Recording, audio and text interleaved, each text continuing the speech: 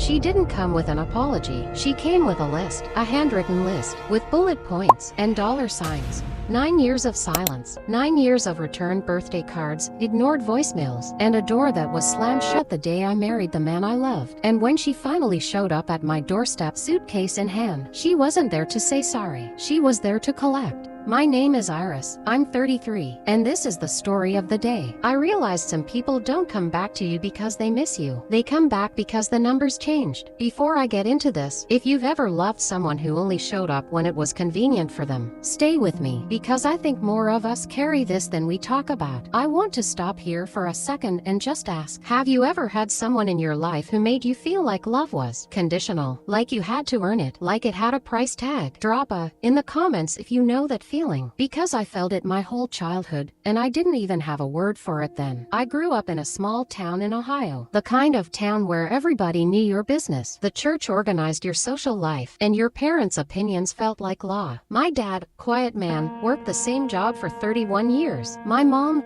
Diane, she ran the house, the church committee, and honestly, everyone around her, with a smile on her face and iron in her hands. And my sister Paige, homecoming queen, Mom's favorite, the sun around which our family orbited. I was the other one, the one who got straight A's and never got a party for it, the one who did dishes without being asked and never got a thank you. I don't say that with bitterness. I say it because you need to understand, in my family, love wasn't unconditional. Love was rationed. I met Marcus in a statistics class during my junior year of college. He sat 2 rows ahead of me and solved problems with this quiet calm that I had never seen in anyone. Not rushed, not showing off, just steady. He was biracial. His mom, Cora, was black, a retired school librarian who raised him alone, working 2 jobs until he was old enough to help himself. We dated for 3 years. He proposed at our kitchen table. No fancy restaurant, no crowd, just him, looking at me, saying, "I want to build something with you. Will you let me?" I said yes before he finished the sentence. That same night, I called my parents. Mom picked up. I told her. 7 seconds of silence. I counted. And then, Iris, you need to think about what this means for this family. Not congratulations. Not tell me about him. A warning. I want to pause here, because I know someone watching this right now has heard something similar. Maybe not about race. Maybe about religion, money, education, whatever the reason your family used to make you feel like your happiness was a problem for them.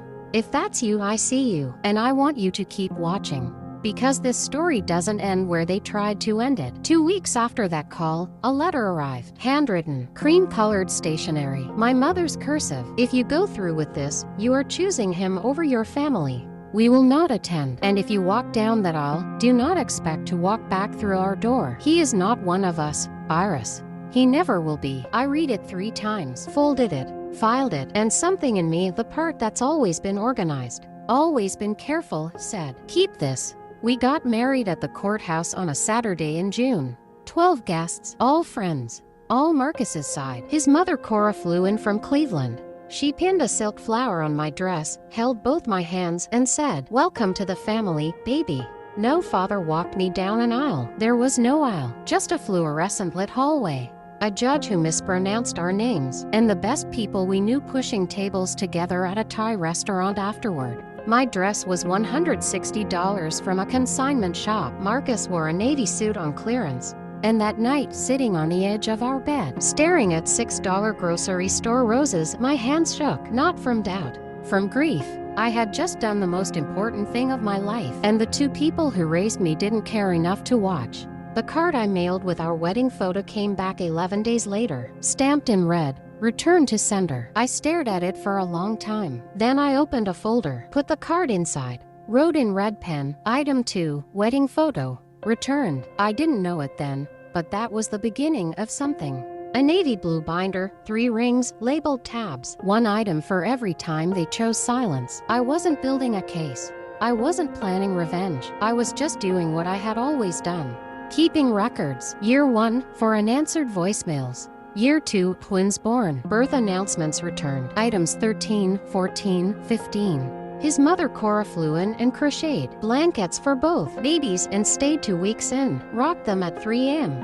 That was what a grandmother looked like. Year 5, we bought our first house. Year 7, Marcus's company raised $12 million in Series B funding. And that's when something shifted in Ohio. A friend texted me out of nowhere. Hey, kind of random, but your mom was asking about Marcus's company at church on Sunday. She wanted to know what Series B meant. 9 years. Not one word. But now she wanted to know what Series B meant. The math was changing, and Diane Archer was paying attention. Can I be real with you for a second? This is the part of the story that I think about the most, because I've seen this happen, and maybe you have to. Someone cuts you off, ignores you, acts like you don't exist. And then the moment your life starts looking successful, suddenly they always believed in you. Suddenly they always knew you'd make it. Has anyone in your life ever done this to you, where they showed up not because they missed you, but because they missed what you represent now? Drop it in the comments. I genuinely read every single one. Then came the group chat. A friend got accidentally added to a family WhatsApp. 3 days, 7 screenshots, page. His company was valued at $68 million. If they IPO, we're looking at $300 million minimum. Diane, how do we approach this? Be specific about what we need. She's a numbers person. She respond to numbers. Page, start with the mortgage, then medical, then retirement. Layer it, make it look like a family investment, not a request. Dad, this doesn't feel right. Diane, Kenneth, she has more money than this entire town. She can afford to help her family. Dad didn't reply after that. I sat in my car outside my son's soccer practice. Engine off. Through the windshield, I could see Liam chasing a ball twice the size of his head. My hands were shaking, not from sadness, from clarity. 9 years of silence, 9 years of returned birthday cards and ignored grandchildren. And now that the numbers had changed, they wanted to approach with a plan. If you're watching this and you're going through something similar, if someone in your life has been distant, dismissive, even cruel, and now suddenly they're warm again. Suddenly they're interested. I want you to hear this. People showing up when it's convenient for them is not the same as people who stayed when it was hard. Don't confuse the two. 2 weeks ago, my doorbell rang. I opened the door. Beige cardigan, carry-on suitcase, a folded piece of paper. Mom, first time in 9 years. She didn't say hello, didn't ask about the kids. She said, we need to talk about the family's future. And she handed me the paper, handwritten, blue ink, bullet points. Total, $925,000. I looked at her for a moment. Then I said, come in. I went to my desk, opened the bottom drawer, pulled out a navy blue binder. I set it on the table between us. You brought a list of what you want. I kept a list of what you did. 29 items, all labeled, all dated, 9 years. So yes, let's talk about the family's future, but let's start with the family's past. I'm not going to tell you what happened next, because that's a story for another video. But what I will tell you is this: the binder wasn't built for revenge. It wasn't built to hurt anyone. It was built because someday, my kids might ask why they didn't have grandparents on my side.